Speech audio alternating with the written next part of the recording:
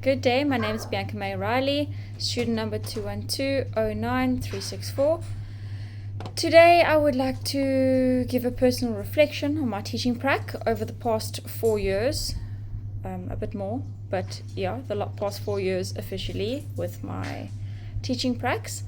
I've got mixed feelings about my experiences as a student teacher because I had both rewarding as well as very challenging experiences.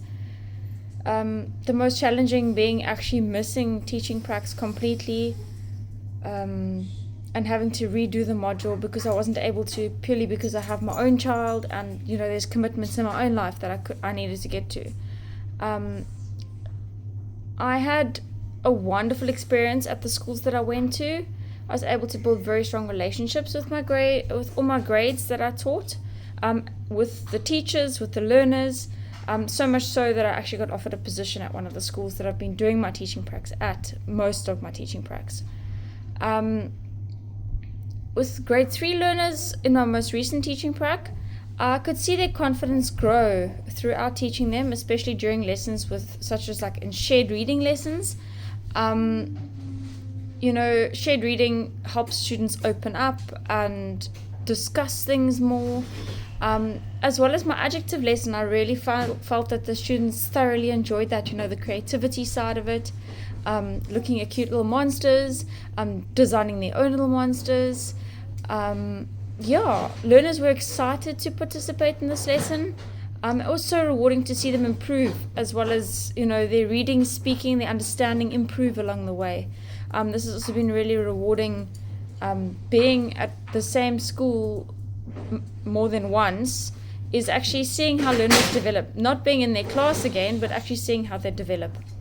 I also experienced a few challenges due to classroom management. Obviously, that just comes with experience. There were quite a few diverse learner needs in my school, as well as I taught larger classes and smaller classes. In larger classes, it was quite difficult where learners often spoke over me while I was teaching, and this made it quite difficult to maintain focus. In another school where I had quite a few learners, I had different learning abilities in my class, which required me to obviously adjust my teaching style and the way in which I did things.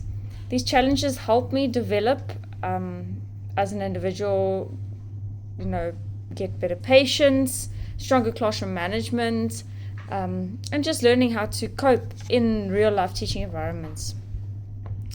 The assessment practices that were used by mentor teachers was oral questioning and observation during hands-on activities.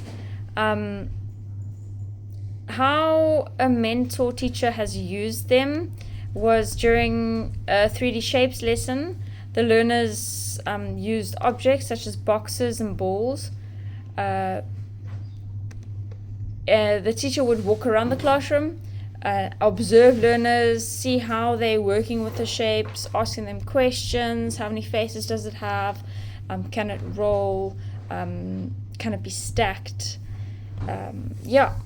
So the impact on learners, you could see learners were actively involved and able to correct mistakes immediately. If the teacher says, just think about that, they were able to actually rectify their mistakes.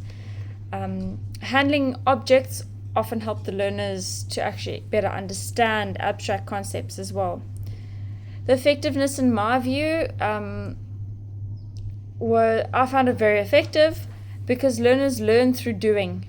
I am one of those learners who learn through doing.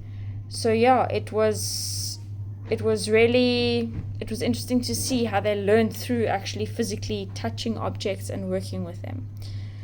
I would also include a short written activity or exit ticket to assess learners' abilities, and not just assess them on, look, they can do it, they can say it, stuff like that.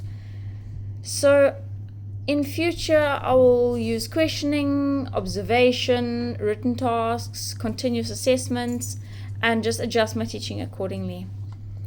One challenge I experienced, as I mentioned earlier, was learners talking during my lesson and losing focus. This also made it difficult for me to maintain my focus, especially during the afternoon lessons. I addressed these issues by setting clear boundaries and instructions to the children, where I would make them stand up, touch their head, touch their toes, take a few deep breaths, using a countdown. I'd incorporate activities like group work and games also to spot questions to learners to keep them engaged. Another challenge was the mixed abilities, as I mentioned earlier. Some learners struggled to read, other ones struggled to write, and others worked just really, really, really slowly because they battled to understand concepts. During some shared reading lessons, some learners needed support with vocab.